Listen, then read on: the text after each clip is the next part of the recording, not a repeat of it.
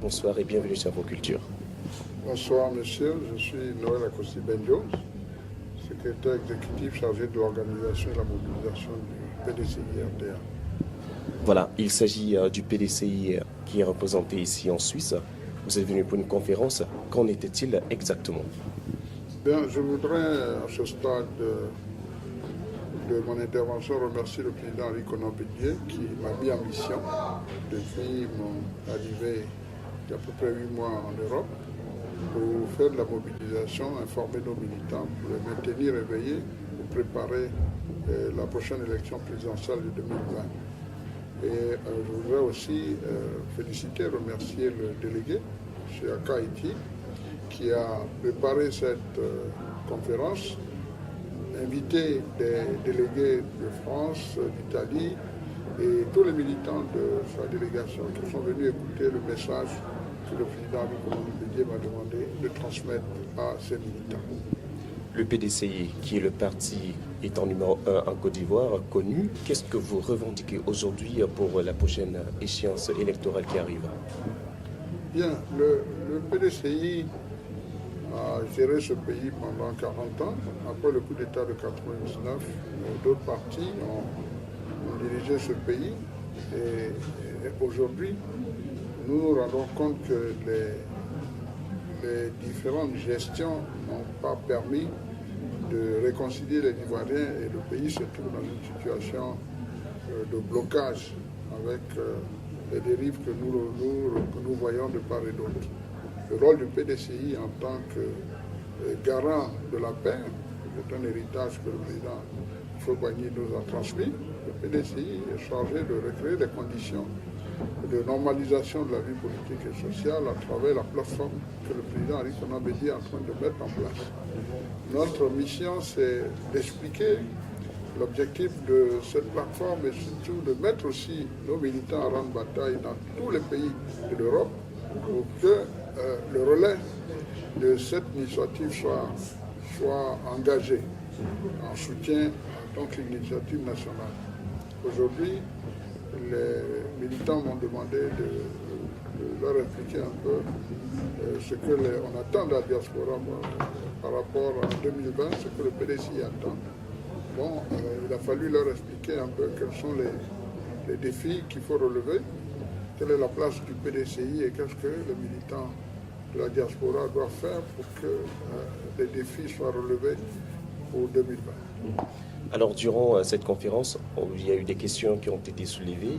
Certains dans le public ont souligné la question d'éducation sur l'histoire de la Côte d'Ivoire et ont aussi revendiqué un tout petit peu une part de leur autonomie aussi sur certaines gestions. Est-ce qu'aujourd'hui, le PDCI, si le PDCI remporte les élections à venir, le peuple ivoirien se sentira vraiment à l'abri de cela et en toute sécurité et même aussi face à son histoire véritable? Bon, l'avantage aujourd'hui, c'est que tous les partis ont fait l'exercice du pouvoir. Et le peuple ivoirien sait faire la différence entre les différents exercices de ce pouvoir-là. Quand vous voyez les déferlements de partis à Daoukro, c'est la preuve que les Ivoiriens veulent que le PDCI rejoue le rôle qu'il a joué dans le passé pour donner aux Ivoiriens un pays qui a été envié de tout le monde. Que ce soit au niveau de l'éducation, de la santé, de la gestion des infrastructures, ainsi de suite, le PDCI a un bilan. Et la preuve, c'est que la plupart des projets qui sont exécutés aujourd'hui font partie du calendrier, disons, de l'agenda du PDCI. Donc, l'ensemble des partis qui sont arrivés n'ont fait que poursuivre le travail démarré par le président Nicolas Bédié à la suite du président Houphouët-Boigny. Aujourd'hui, le PDCI est prêt à redonner espoir aux Ivoiriens. Et ça doit commencer par la mise en œuvre de la plateforme et tous les partis, même les partis au pouvoir, doivent s'associer pour créer les conditions, avant les bonnes conditions, des conditions transparentes de compétition, que les élections de 2020 ne créent pas des angoisses aux Ivoiriens, que les Ivoiriens ne se retrouvent pas encore en train de se déchirer à l'occasion d'une élection. L'élection, c'est une compétition qui doit se faire avec des règles connue avec des arbitres qui sont indépendants pour que le gagnant puisse être reconnu des perdants et que la minorité laisse les majoritaires exercer le pouvoir, mais que la minorité joue sa partition. Notre pays a besoin de ça et le PDCI est le parti qui est capable d'engager ce processus qui redonnera confiance à l'ensemble des Ivoiriens et aussi de la communauté internationale. Voilà, nous allons bientôt ressortir dans cette entrevue, mais deux dernières questions. Vous avez évoqué le paramètre des opposants ou encore de certains membres de d'autres partis qui se retrouvent en exil, qui se retrouvent bien dispersés. Est-ce que vous définissez aujourd'hui en tant que PDCI comme étant le parti qui va rassembler tous les Ivoiriens et aussi apporter un certain désarmement, parce que vous l'avez évoqué dans cette conférence?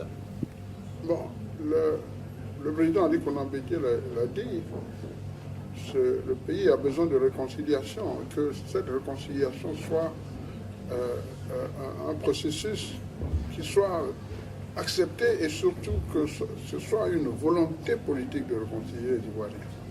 On ne peut pas être dans un pays où les partis sont divisés, les opposants sont en exil, il y en a qui sont en prison. C'est vrai qu'on a libéré des prisonniers politiques, mais certains prisonniers sont encore en prison. Puis il y a beaucoup de gens qui sont revenus d'exil et qui ne retrouvent pas leur place dans le pays.